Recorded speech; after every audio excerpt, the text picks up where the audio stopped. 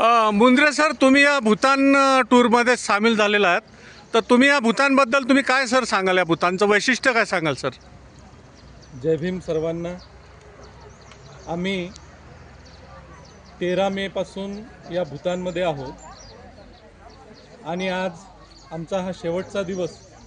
Tiger nest असं म्हटलं जाते की भूतानला आल्यानंतर टायगर नेस्टवर जर तुम्ही चढत नसाल तर भूतानचा टूर हा अपूर्ण आहे।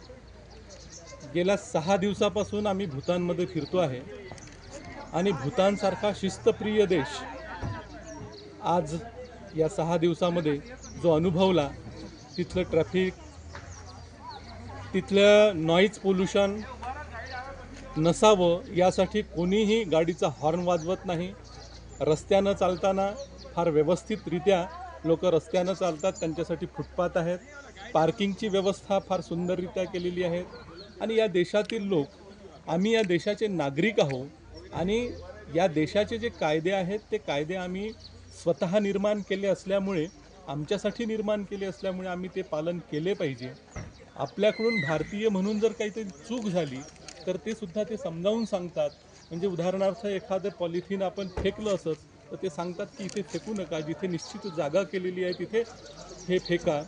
ही जी शिस्त आहे, ही जे रूल्स यांनी बनवलेले आहे किंवा त्यांची जी काही घटना असेल, या घटनेच्या आधारावर हे लोक चालतात आणि म्हणूनच हा सुंदर असा शिस्तप्रिय देश आहे। भूतानमध्ये 70% बौद्ध लोक राहतात आणि इतर हिंदू आणि ख्रिश्चन राहतात। इथे बौद्धांची संस्कृती आहे, बौद्ध संस्कृती आहे। मोठमोठे बुद्धाचे स्टॅच्यू आहेत, पुतळे आहेत, मोठमोठे मॉनिस्टरीज आहेत, मोठमोठे राजवाडे आहेत, मोठमोठ्या बिल्डिंग्ज आहेत। आणि बिल्डिंग्ज आपण जेव्हा पाहतो तेव्हा युनिफॉर्मिटी आपल्या सर्व बिल्डिंग्जमध्ये दिसून येते। म्हणजे युनिफॉर्मिटी ही फक्त विचारांमध्येच नाही पण त्यांच्या राहण्या बोलण्यामध्ये सुद्धा आहे। त्यांचा युनिफॉर्म असेल, त्यांचे घालण्याचे कपडे असतील, या सर्व गोष्टींनी। आणि आमच्या गाईडनी आम्हाला असं सांगितलं की इथे आरोग्य आणि शिक्षण हे दोन्हीही फ्री आहे आणि मुळात हे दोन्ही फ्री असल्यामुळं त्यांना पैसा साठवून ठेवण्याची आवश्यकता वाटत नाही। आणि इथलं पेट्रोल आणि डिझेलचे भाव एकदम स्वस्त, म्हणजे 60 रुपये 79 पैसे डिझेल, तर 59 रुपये 77 पैसे हे पेट्रोल आहे। म्हणजे मोठ्या प्रमाणात स्वस्ताई आपल्याला या ठिकाणी दिसते। जे हॉटेल्सची राहण्याची व्यवस्था आहे, खाण्याची व्यवस्था आहे, अतिशय स्वस्त आहे। आणि निसर्गानं भरपूर असं सौंदर्य या भूतान देशाला दिलेलं आहे। नैसर्गिक सौंदर्य आपल्याला पूर्णतः भूतानमध्ये दिसते।